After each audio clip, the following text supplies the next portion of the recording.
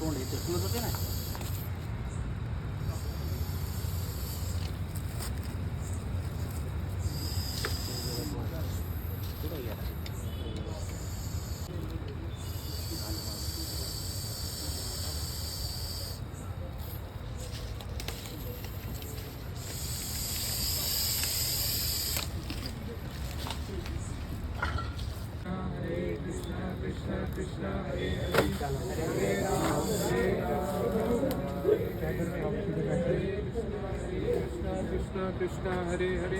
तर हा जो साप आहे तो आपल्या इंडियातला सर्वात विषारी जातीचा साप आहे.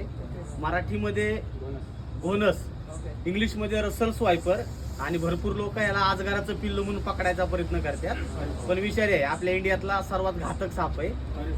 पण कितीही घातक जर असला तरी पण जर बाईट झाली तर तुम्ही प्रॉपर इलाज केला, सरळ गव्हर्नमेंट हॉस्पिटलला गेले तर 100% माणूस वाचू शकतो. टाइम वेस्ट करतात, त्याच्यामुळे लोकांची डेथ होते. हा जवळपास आपल्या भागामध्ये 7 फुटापर्यंत साप वाढतो आणि ह्याचा तुम्ही पॅटर्न बघू शकता. स्किन एकदम रफ असते आणि गोल गोल आकाराची चेन. ज्याचं जे हेड आहे ती त्रिकोणी टाईपचं हेड असतं. विषारी आहे पण स्वतःहून कधी साप चावत नाही. जर तुम्ही त्याच्यासोबत छेडछाड केली किंवा त्याला पकडायचा प्रयत्न केला, जर तुम्हाला माहिती नसेल आणि तुम्ही रेस्क्यू करायचा प्रयत्न केला तर 100% बाईट करू शकतो. म्हणजे स्वतःचं रक्षण म्हणून. तर आपण त्याला वेळ न घेता लगेच पॅक करू.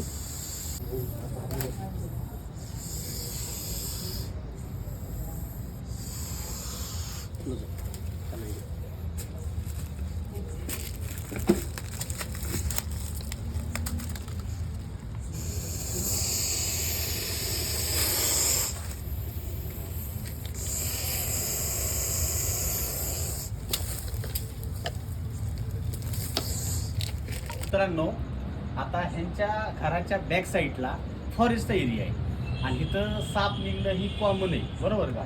आता थंडीचे दिवस आहेत आणि थंडीच्या दिवसामध्ये सर्वात जास्त हा घोणस बाहेर निघतो. म्हणजे 2 पेक्षा जास्त राहतात. जर तुम्हाला दिसला, आता कसं आहे, तुम्ही कुठून गॅप असलं तर आतमध्ये एंटर करू शकतो, बरोबर ना. दिसला तुम्हाला, अजिबात त्याला काय मारायचं नाही ना, त्यासोबत जवळ जायचं नाही किंवा फोटो काढायचा नाही. लक्ष ठेवायचं आणि तुम्ही तर त्याला फोन करायचा, जेणेकरून तुम्ही येऊन त्याला जीवदान देतील, बरोबर का. आपण याला पकडून फॉरेस्टमध्ये सोडून देतो.